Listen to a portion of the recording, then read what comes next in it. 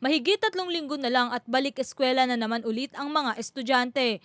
Pero ang mga tindera ng mga school supplies sa Divisoria, dumadaing na dahil kaunti pa rin ang mga mamimili ngayon. Si Aling Elisa Reyes, 8 taon nang nagtitinda sa Divisoria ng mga school supplies, pansing matumal ang pagdating ng mga mamimili. Matumal pa, wala pang namimili. Mas mahaba pa yung oras ng nakatunga kami. Kesa sa, ang buyer minsan umaga, hapon lang. Maghapon wala. Sa halip nga raw na kumita, nag-aabono pa sila sa kanilang ginagastos sa pwesto. Abono ka sa gastos kasi hindi naman sa maghapon makakakuha ka ng marami-raming kinukuha. Patingi-tingi pa lang ang kuha ng buyer ngayon. Notebook lang, papel, ganun. Ayon pa kay Elisa, sa 8 taon na kanyang pagtitinda sa Divisoria, unti-unti nang nawawala ang dami ng mga namimili sa kanilang lugar taon-taon. Makikita mo yung pagbabago talaga. Tsaka isa pa, mas dumadami yung mga nagtitinda, mas kalat na siya ngayon. Kasi dati dito lang naman sa lugar namin, sa hilera namin. Ngayon marami na nakakalat doon. Samantala, hindi pa rin nagtataas ang presyo ng mga school supplies sa Divisoria.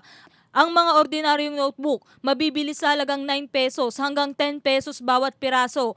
Pero kung maramihan ang bibilhin, maaari mabili ng 8 pesos bawat isa.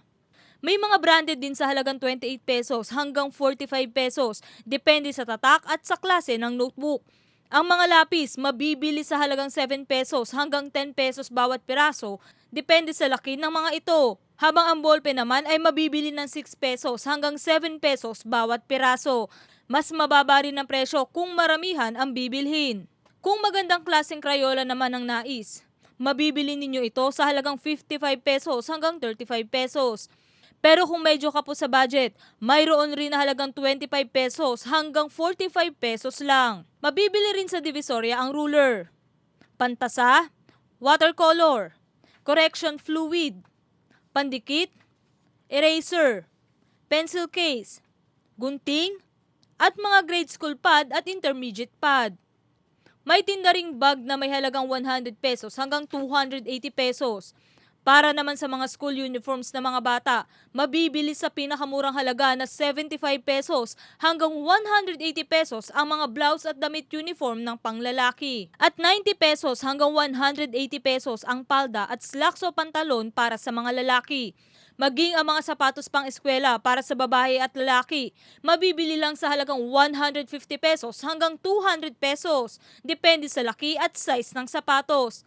Kaya naman payo ng mga tindera sa Divisoria sa mga nais na mamili ngayong pasukan, mamili na habang maaga pa. Dahil posibleng tumaas ang kanilang presyo at nang sa ganon, hindi sila nagsisiksikan sa huling mga araw. Mas maganda kasing mamili na sila sa ngayon kaysa sumabay sila sa pasukan kasi pag pasukan, marami ng taong namimili na mahirapan sila pag nakisabay sila sa maraming tao. Pupunta na kayo dito hanggat maaga pa.